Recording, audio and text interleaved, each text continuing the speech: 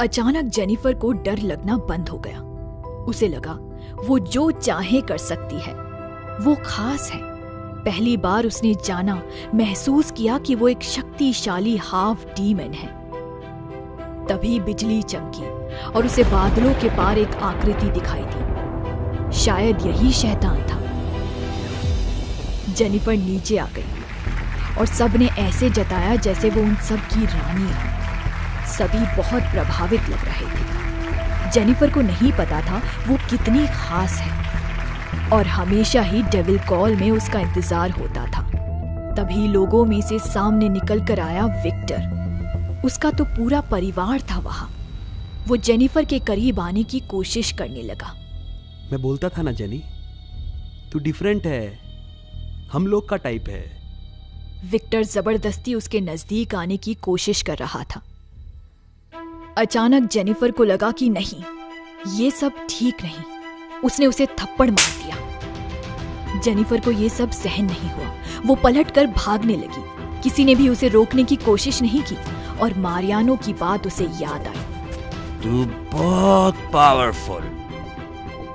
काफी दूर आने के बाद वो एक पेड़ से टिककर हाँफने लगी। कहाँ जाए उसकी समझ में नहीं आ रहा था। जेनिफर, तुम यहाँ क्या कर रही हो? मना किया था ना यहाँ आने से। वो विनय था जो उसे ढूंढता हुआ पहुंच गया था।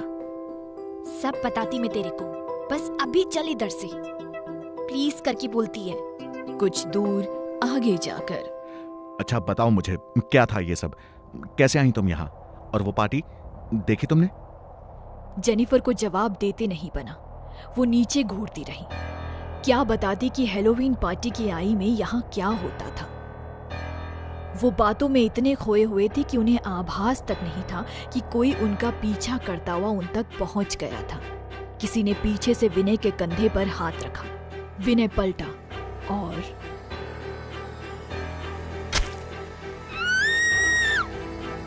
वार्न किया था ना मैं तेरे को, प्योर ह्यूमंस इधर पे अलाउड नहीं। अभी भुगत। नो नो नो नो विनय, ये सब क्या? Please help, somebody help, help. पर कौन सुनता उसकी?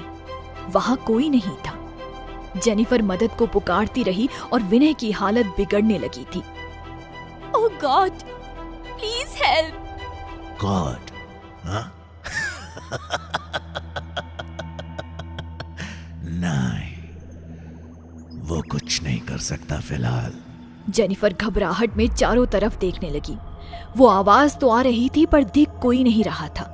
ऐसा लग रहा था वो आवाज हवा में से ही निकल कर आ रही हो। कौन है? कौन बोलता इधर? मैं मदद कर सकता हूँ तुम्हारी।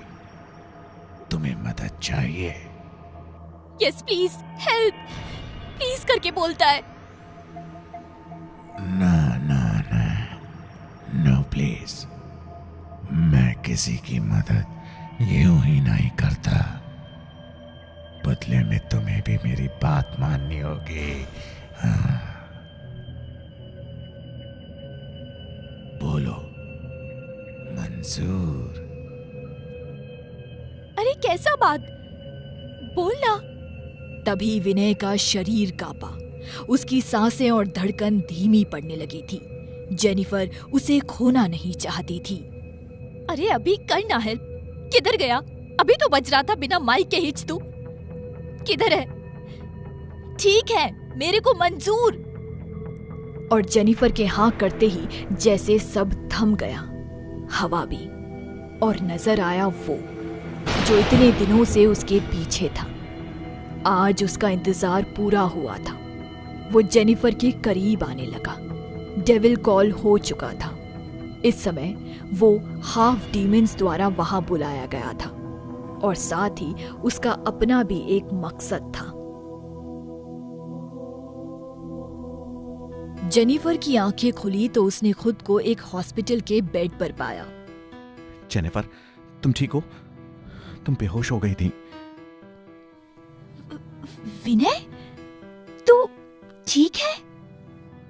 हाँ, क्यों? मुझे क्या हुआ?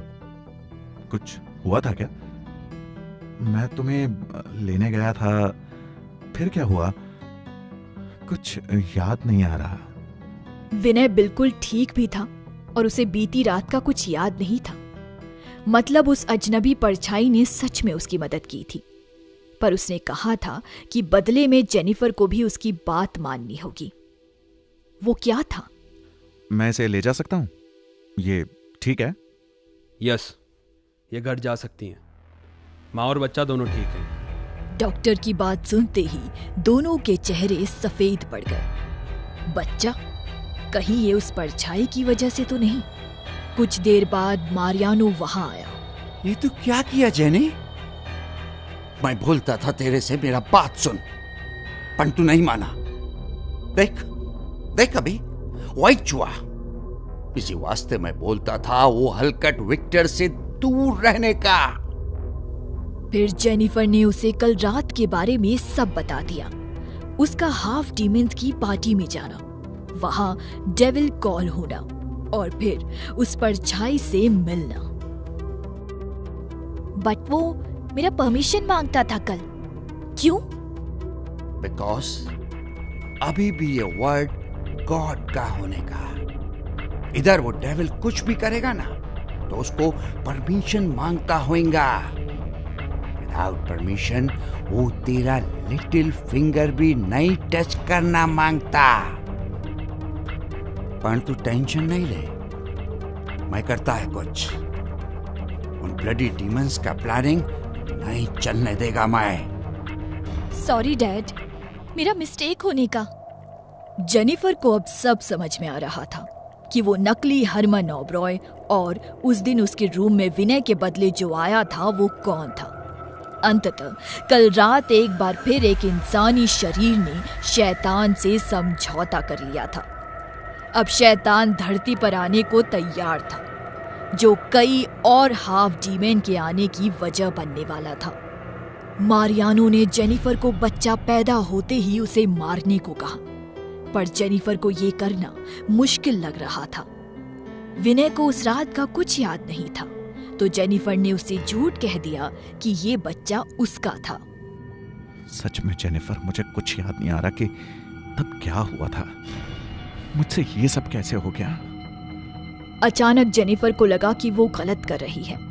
विनय मासूम था, प्योर ह्यूमन था, और वो खुद एक हाफ डीमन। वो क्यों उसकी जिंदगी से खिलवाड़ कर रही है? सिर्फ इसीलिए कि वो उसकी परवाह करता है?